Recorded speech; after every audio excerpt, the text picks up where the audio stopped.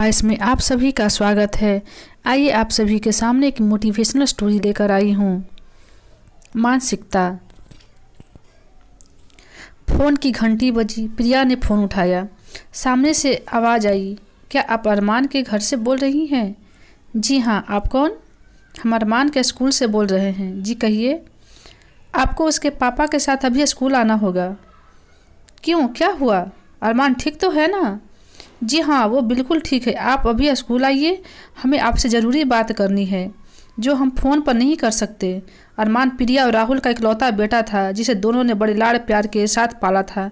उसकी परवरिश में कोई कसर न रह जाए इसलिए उसे शहर के सबसे बड़े स्कूल में डाला था। आज तक स्कूल वालों ने हमेशा उसकी प्रशंसा ही की है। यह पहली बार था जब कोई ऐसा फ़ोन आया जिसमें बिना किसी और बात के अरमान और माता पिता सीधा स्कूल ही बुलाया गया। अरमान एक बहुत ही सुलझा हुआ लड़का है। उसे कभी कोई भी सवाल तंग करता है तो वह तुरंत अपने टीचर या माता पिता से पूछ लेता है। कभी भी कोई बात दिल में नहीं रखता। उसे जैसा पढ़ाया समझाया जाता वो ऐसा ही करता। फिर आज ऐसा क्या हुआ होगा जो स्कूल वालों ने उन्हें अभी बुलाया है? खैर, अब फ़ोन आया है तो जाना तो था ही। प्रिया ने अरमान के पापा को फ़ोन लगाया और स्कूल आने के लिए बुलाया। प्रिया से पूछते हुए राहुल प्रिंसिपल ऑफिस की तरफ बढ़ रहा था। मैं आई कम इन सर? राहुल ने प्रिंसिपल से पूछा। उसके बाद दोनों अंदर जाकर बैठे। दोनों के दिल जोर जोर से धड़क रहे थे। मिस्टर राहुल, क्या आपको पता है कि आपकी पारिवारिक बातें आपके बेटे पर क्या प्रभाव डाल रही है?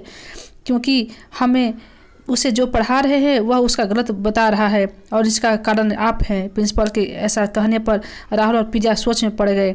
घर में तो ऐसी कोई बात नहीं होती जिससे अरमान की परवरिश पर कोई बुरा प्रभाव पड़े। सर, आप साफ साफ कहिए, क्या कहना चाहते हैं? प्रिंसिपल ने कॉलवेल बजाई और जब चपरासी आया तो उसे राहुल और उसके टीचर को बुलाने को कहा। मिसेस स्वाति, बताइए क्या किया आज राहुल ने? आज हम क्लास में पढ़ा रहे थे तो हमें अपने बड़ों की इज्जत करनी चाहिए, अपने माता पिता का हर कहना मानना चाहिए। कहने लगा कि ऐसा नहीं है, हमें माता पिता की सेवा नहीं करनी चाहिए। बेटा, ऐसा क्यों कहा तुमने? किसने सिखाया तुम्हें ऐसा बोलना? राहुल प्यार से पूछने लगा। अरमान एक सच्चे बच्चे की तरह अपनी सफाई देने लगा।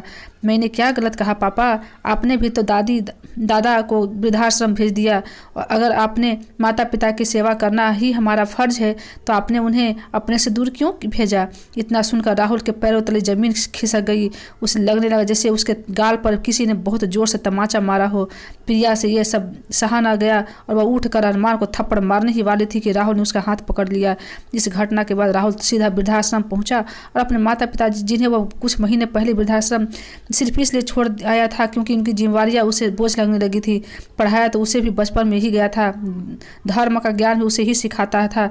माता पिता हमारे लिए बोझ नहीं बल्कि उसे वृक्ष के समान है जिसके नीचे हम अपनी ज़िंदगी की भागदौड़ से कुछ पल निकाल कर अपने मन को शांति आराम दे सकते हैं। ज़िंदगी के इस सफ़र में माता पिता ही हैं जिन्होंने जो भी रास्ते तय किए सिर्फ हमारे लिए किए। इसलिए आज हमारा भी फ़र्ज़ बनता है कि अपने जन्मदाताओं को अपने घर ही नहीं अपने दिलों में भी जगह दे।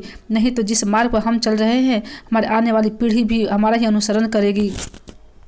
इसी तरह का मोटिवेशनल स्टोरी देखने के लिए मेरे चैनल को लाइक शेयर सब्सक्राइब करते रहें और मेरे नेचुरल वॉइस चैनल पर आप इसी तरह बने रहिए, बढ़ते रहिए, पढ़ते रहिए, आगे बढ़ते रहिए। तब तक के लिए धन्यवाद।